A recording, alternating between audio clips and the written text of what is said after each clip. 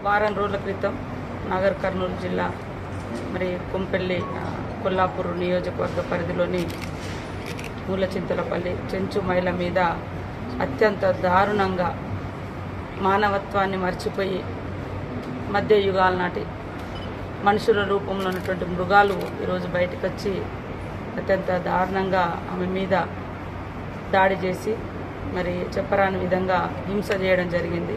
ఆ ఘటన కూడా బయటికి రావడానికి చాలా టైం పట్టింది. ఇప్పుడిప్పుడే ఆమె కోలుకుంటుంది ఈశ్వరమ్మ.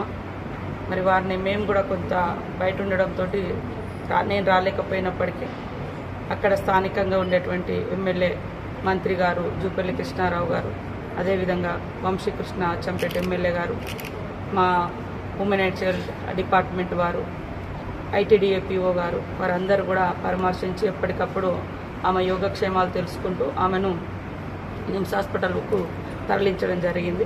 ఇక్కడ కూడా మంచి వైద్యాన్ని అందిస్తూ ఆమె పూర్తి స్థాయిలో కోలుకున్న తర్వాతనే ఇంటికి పంపించడం జరుగుతుంది. అక్కడ ఉన్నటువంటి ఎస్పీ గారితో కూడా మాట్లాడడం జరిగింది. ఇప్పటికీ కూడా పూర్తి వాస్తవాలతోటి ఎలాంటి వారైనా, ఎంతటి వారైనా, ఎవరైనా కానీ ఈ ఘటనలో ఇన్వాల్వ్ అయినటువంటి వారి మీద ఖచ్చితంగా మరి పనిష్మెంట్ అనేది ఉండాల్సిందే, ఉంటుంది అని కూడా తెలియజేస్తా ఉన్నాం. అదేవిధంగా ఇంకొక వ్యక్తి వాళ్ళ మామ కూడా నాగయ్య కూడా చనిపోయిండు, దానికి కూడా డౌట్స్ ఉన్నాయని వారు చెప్తా ఉన్నారు. ఆ కోణంలో కూడా, ఎందుకంటే దీనికి అంతటి కారణం ఒక భూ వివాదం కారణం. గతంలో ఒక వ్యక్తి భూమి ట్రైబల్స్ కోసం కొనిచ్చినటువంటి పరిస్థితి. గతంలో చూస్తే భూములు 15-20 ఏళ్ల క్రితము పెద్ద ఎత్తున చెంచులను గుట్టల నుంచి బయటికి తీసుకొచ్చి వాళ్లకు పునరావాసం కింద భూములు కూడా పంచినటువంటి పరిస్థితి. గత ప్రభుత్వము ఎవరైతే అంటే అమ్మిపోయినరో మళ్ళీ వాళ్ళ పేర్ల మీదనే పట్టాలు ఇవ్వడంతో ఆ వ్యక్తులు కూడా ఈ భూములు మాయే అని చెంచులకు పంచినటువంటి భూముల మీద కూడా వచ్చి దౌర్జన్యాలు చేస్తున్నారనేటువంటి విషయాన్ని కూడా మేము ఇక్కడ తెలుసుకోవడం జరిగింది. కాబట్టి ఇప్పుడు గవర్నమెంట్ రికార్డ్స్ ప్రకారం ఈ భూములు పంచబడ్డ భూములు, అది ప్రభుత్వం అఫీషియల్గా పంచిన భూములు, వాళ్ళకి ఆల్రెడీ ఆ భూ యజమానులకు డబ్బులు కూడా ఇవ్వడం జరిగింది.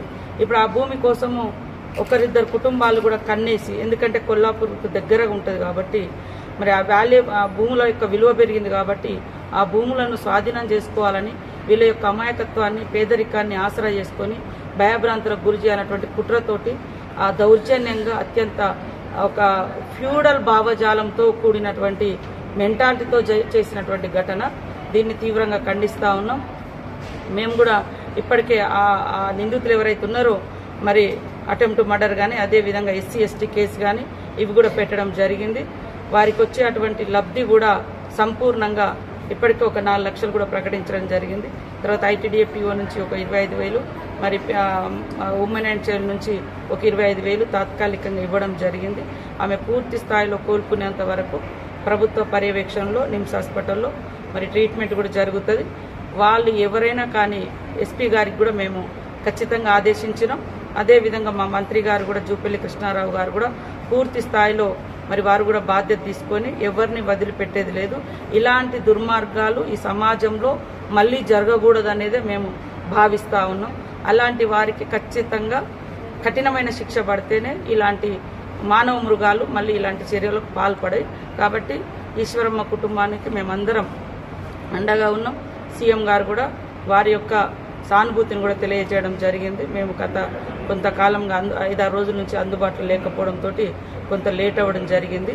ఏది ఏమైనా పోలీస్ అధికారులకు ఇలాంటి దుర్మార్గులను శిక్షించడంలో పూర్తి స్థాయిలో స్వేచ్ఛ ఉంటుందని కూడా ఈ సందర్భంగా తెలియజేస్తాను. ఫ్రెండ్లీ పోలీసులు అంటే దుర్మార్గుల పట్ల ఫ్రెండ్లీ కాదు, మంచి వాళ్ళ పట్ల మంచి వాళ్ళతోటి మంచిగా, దుర్మార్గులు అమ్మాయిలను చెరబట్టి ఆడవాళ్ళ మీద ఇలాంటి దుర్మార్గాలు చేసేటువంటి వాళ్ళు డ్రగ్స్ మత్తులో, గంజాయి మత్తులో చిన్న పిల్లల మీద పైచాచిక